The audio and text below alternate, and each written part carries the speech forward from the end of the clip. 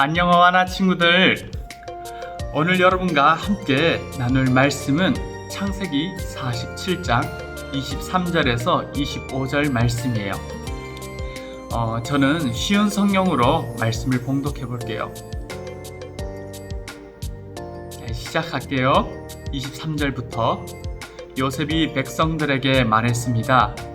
내가 너희와 너희 땅을 사들여서 왕에게 드렸다. 이제 내가 너희에게 씨앗을 줄 터이니 그것을 너희 밭에 심어라.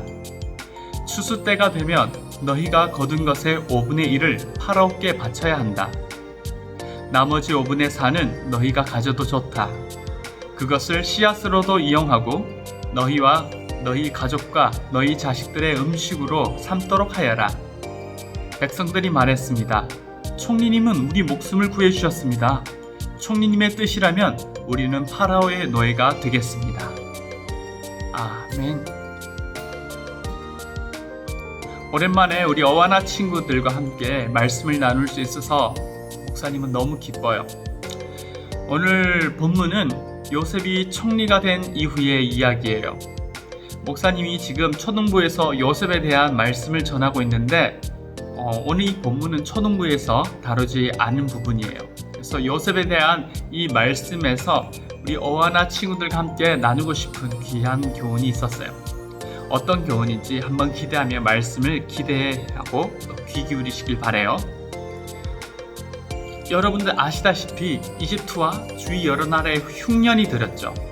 처음에 이집트의 곡식을 얻으러 갔던 사람들이 돈을 주고 곡식을 사갔지만 그 흉년이 오래되면서 먹을 양식이 계속 부족하게 되죠. 그래서 자신들의 양떼, 소떼, 나귀 등을 팔아서 곡식을 얻어요. 그래도 흉년이 계속되니 백성들이 이제 팔 것이 없어지는 거예요. 이제 뭘 팔아야 되겠어요? 있는 나머지 자기 땅, 자기 소유의 땅과 자기 몸을 팔아서 곡식을 사가겠다고 지금 요셉 앞에 나왔어요. 여러분, 몸을 판다는 게 무엇일까요? 그 당시 이집트의 왕 바로의 종이 된다는 거예요. 얼마나 간절했으면, 얼마나 오랫동안 비가 오지 않아 가물었으면 사람들이 이렇게 자기의 모든 것을 다 내놓고 간절하게 곡식을 찾을까요? 근데요, 여러분, 우리가 아는 요셉이라면 이제 총리도 되었으니까 이 백성들을, 이 이집트 백성들을 불쌍하게 봐서 조금씩 거저 줄 양심도 있지 않았을까 기대해 볼 수 있어요. 그런데 오늘 말씀에 나온 요셉은 사람들이 내어놓은 가축과 땅과 몸을 사기로 해요. 아니, 요셉이 누구예요? 형님들의 시기로 억울하게 이집트에 노예로 끌려갔던 사람이 아니에요? 그런데 지금 이 종으로 살아간다는 것이 얼마나 고통스럽고 억울한 일인지 누구보다 잘 아는 이 요셉이 이집트 백성들이 종이 되겠다고 하는데 동의를 하고 있네요. 성경에서는 이때 이집트의 모든 땅이 바로의 것이 되었다고 해요. 그게 무슨 뜻이에요? 모든 사람들이 이제 팔 것이 없어서 모두 자기의 몸과 땅을 팔았다는 뜻이에요. 이상하지 않아요? 여러분, 요셉이 사실 나쁜 사람이었다고 생각하는 사람 손 들어보세요. 총리가 된 요셉이 이제 이집트 사람들에게 내가 얼마나 이때까지 힘들게 살았는지 너희들도 어디 맛 좀 봐라 하면서 복수하는 뜻이었을까요? 혹시나 그저 왕에게 잘 보이기 위해서 왕이시여, 제가 이 백성의 모든 땅을 왕에게 바칩니다, 저 잘했죠? 라고 자기를 과시하고 자랑하려고 왕에게 가축과 돈을 그리고 백성들을 이렇게 바쳤다고 생각하나요? 아니면은 그래도 요셉은 착한 사람이지, 하나님의 사람인데 요셉에 다른 뜻이 있을까요? 라고 생각하는 사람 손 한번 들어보세요. 네, 목사님의 눈에 보이진 않지만 많은 친구들이 이 목사님의 짧은 질문에 요셉을 향한 여러분들의 믿음이 흔들리지 않았을 거라고 생각해요. 만약에 그렇다면 요셉의 다른 뜻이 무엇이었을까요? 우리가 그 요셉의 뜻을 더 잘 이해하기 위해서는 오늘 말씀인 창세기 47장 23절에서 25절에 이 백성들을 향하여 요셉이 하는 말, 그리고 백성들의 대답, 반응을 자세히 들여다볼 필요가 있어요. 여러분, 23절에서 이런 말이 나오죠. 23절과 24절에 내가 너희와 너희 땅을 사들여서 왕에게 드렸다. 이제 내가 너희에게 씨앗을 줄 터이니 그것을 너희 밭에 심어라 라고 말해요. 요셉이 돈과 가축과 자기 몸을 다 팔아버린 백성들에게 씨앗을 주어서 농사를 지으라고 말해요. 지금 백성들은 땅을 다 팔아서 빼앗겼죠. 바로에게 땅을 다 팔았잖아요. 요셉이 주는 바로의 땅에서 다시 농사를 짓게 돼요. 그리고 거기서 거둔 것의 5분의 1만 바로에게 바치고 나머지는 가족들과 음식으로 먹고 살아라고 말하죠. 자기의 모든 소유를 다 팔았던 백성들, 곡식과 함께 이제 바로의 땅에서 씨앗을 심고 다시 농사 일을 해야 됐죠. 종으로 살아갈 줄 알았는데 바로의 땅에서 일을 다시 할 수 있는 기회를 잡게 된 거예요. 21절에 보면요, 요셉이 이집트 땅 이쪽 끝에서 저쪽 끝까지 이집트 사람들을 성읍에 옮겼다고 해요. 어떻게 요셉이 그 이집트 사람들을 마음대로 그렇게 성을 옮길 수가 있었을까요? 다른 성경에서는 이 말을 이집트 사람들을 다 노예로 만들었다라고 되어 있어요. 요셉이 이집트의 모든 사람들을 바로의 노예가 되게 했다고 말해요. 이제 바로의 노예, 종이 된 백성들은 요셉 총리가 시킨 대로 이쪽에서 농사 짓고 살아라 하면 그쪽에서 가서 살아야 했던 것이죠. 그것은 사실 백성들에게 새로운 일자리를 주는 일이었어요. 7년간의 흉년 동안 정말 힘든 이 백성들에게 새로운 일을 주게 된 거죠. 추수 때가 되면은 너희가 거둔 것의 몇 분의 몇이요? 5분의 1을 누구에게 바치라고 합니까? 파라오께 바쳐라고 합니다. 나머지 5분의 4는 그럼 어떻게 해요? 너희가 가져도 좋다라고 말하죠. 너희 씨앗으로도 이용하고 너희 가족과 너희 자식들의 음식으로 삼도록 하여라 라고 말해요.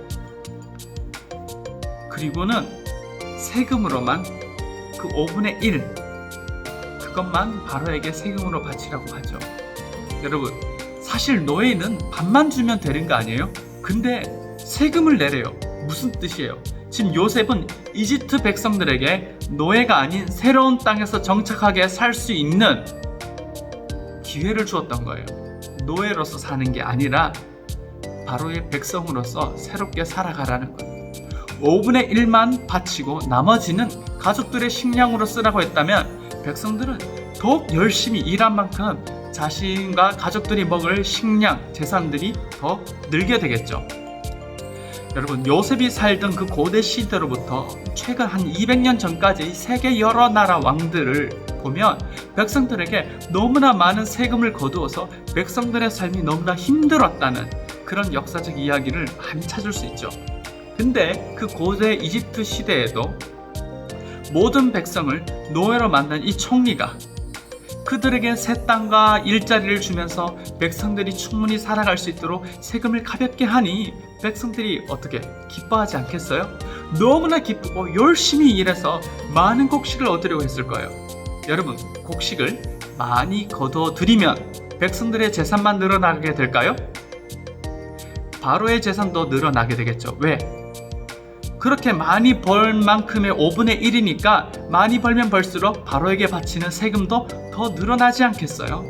그러니 백성들도 잘 살고 바로의 재산도 왕권도 강화되는 그런 일석이조의 놀라운 정책을 이 요셉이 펼친 거예요. 요셉은 이렇게 백성들에게 놀라운 정책을 펼쳐서 정말 멋진 이집트 사회를 만들었어요. 백성들이 이쯤 되면 요셉과 바로에게 감사하지 않을 수가 없겠지요. 백성들이 요셉에게 25절에 이렇게 말합니다. 총리님은 우리 목숨을 구해주셨습니다. 총리님의 뜻이라면 우리는 파로의 노예가 되겠습니다 라고 말해요. 먹을 곡식을 얻으려고 돈과 가축과 땅과 자기 몸을 팔았으니 노예로 살다가 억울하게 죽을 수도 있는 인생이 될 수도 있었어요. 이집트 백성들은. 그런데 총리가 당장 먹을 곡식을 줄 뿐 아니라 새로운 땅에서 일하게 하고 그 일한 만큼의 대가를 얻으며 가족들을 꾸리고 부양하며 살 수 있는 기회를 주었으니 총리는 자기 생명의 은인과 다름없는 것이지 않겠어요? 이제 이집트 백성들은 바로의 노예가 되었어요. 하지만 이 백성들을 노예로 삼지 않고 여전히 백성으로서의 삶을 허락한 이 총리와 바로의 은혜에 감사하고 왕에게는 더욱더 충성할 수 있게 되었죠. 여러분, 백성에게 인정받고 충성하는 백성들이 왕에게 충성하는 것, 이것은 그 나라 발전에 아주 큰 힘이 되는 거예요. 요셉은 7년간의 풍년을 잘 대비하여서 이후에 7년간 그 흉년을 이집트가 더욱 부유해지고 백성들이 왕에게 충성할 수 있는 아주 뛰어난 나라가 되게 했어요. 와, 여러분, 저 가나안 땅 시골에서 살던 요셉이 이집트의 총리가 되어서 어떻게 이렇게 놀라운 일을 할 수 있었을까요? 그 비결이 무엇이었을까요? 그것은 요셉이 이집트에서 노예로 살면서 열심히 섬기면서 경험한 모든 과정 속에 이집트의 문화와 사회를 공부했었기 때문이에요. 그래서 어떻게 하면 이 이집트 백성들이 흉년을 지나면서 더욱 잘 살 수 있을까 하는 고민에 답을 좀 더 쉽게 얻을 수 있었을 거예요. 우리 어와나 친구들이 이 세상에서 하나님의 사람으로서 이렇게 영향력 있는 사람으로 세워지기를 목사님 간절히 바라요. 근데 여러분들이 이 세상의 지식과 문화에 대해서 공부하지 않으면 그들을 선한 길로 이끌 수 없어요. 이 요셉이 이집트의 문화와 사회를 배웠기 때문에 영향이 있는 사람이 된 것처럼 여러분들도 이 어와나에서 말씀 공부 훈련으로 여러분 삶의 기준, 태도, 습관을 이렇게 배우죠. 그리고 훈련하죠. 그렇다면 이제 세상에서 학업과 사회 문화에 대해서도 많이 알아가기를 바라요. 여러분의 전문 분야들 더욱 발전시켜서 하나님이 보내시는 그곳에, 그 사회에서 요셉과 같이 영향력 있는 사람으로 사용되기를 간절히 바랍니다. 그리고 요셉이 총리로서 행한 놀라운 일들은 자기의 지식과 노력만으로는 다 설명할 수 없을 거예요. 왜냐하면 바로가 요셉을 총리로 삼은 결정적인 이유가 뭐죠? 요셉의 꿈 해석에서 나오는 하나님의 지혜를 본 것이거든요. 요셉은 당시에 노예 신분이었던 죄수였지만 한 나라의 운명을 믿고 걸어볼 수 있는 지혜가 있었어요. 그래서 이 바로 왕이 요셉을 총리로 삼은 거죠. 요셉은 형들의 시기로 노예로 팔려서 애굽에 있는 그 어려운 시간 동안 불평만 하면서 지낼 수 있었을까요? 하지만 이 요셉은 하나님을 의지하고 하나님 주신 꿈을 놓치지 않고 살았죠.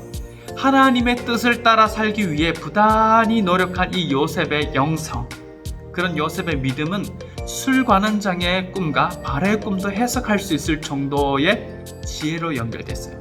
하나님의 뜻을 계속 찾고 구하던 그런 이 요셉에게 하나님께서 이 꿈을 풀어주시는 지혜도 당연히 따라왔다는 거예요. 여러분, 예수를 믿는 여러분도 때로는 요셉과 같이 어려우고 억울한 일을 만날 수도 있어요.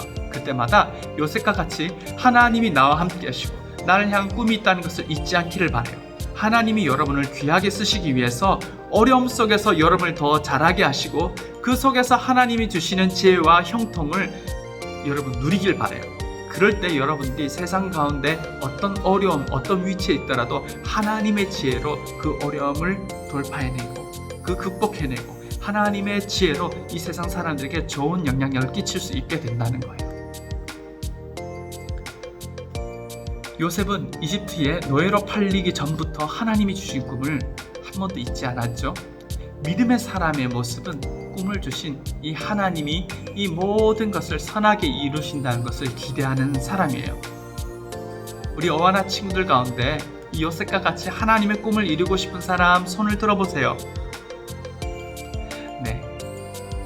비록 지금 나의 상황은 너무나 초라하고 아무 능력이 없어 보이지만 나를 향한 하나님의 꿈과 계획은 나를 선한 길로 이끈다는 것을 여러분 꼭 믿으세요. 하나님의 꿈을 이루는 과정에서 요셉은 이집트에 선한 영향력을 끼쳤죠. 여러분도 하나님의 꿈을 이루는 과정에서 가족과 친구와 나라와 이 세상에 하나님의 뜻을 이루고 섬길 수 있기를 간절히 바라요. 우리 함께 기도할까요? 하나님, 총리가 된 요셉을 보면서 우리 어와나 친구들이 말씀 공부와 훈련에 집중할 뿐 아니라 하나님 나라의 뜻을 펼칠 이 세상에 대한 공부에도 게으르지 않게 하나님 인도해 주세요. 그리고 어려운 순간 나를 향한 꿈을 이루실 우리 하나님 앞에 기도로 모든 상황을 알리는 믿음을 갖게 해주세요. 어떤 어려운 상황과 유혹 속에도 요셉과 같이 하나님 앞에서 정직하고 성실하게 살아 하나님의 나라와 뜻을 이루는 그리스도의 군사가 되게 해주세요. 예수님의 이름으로 기도 올리옵나이다. 아멘.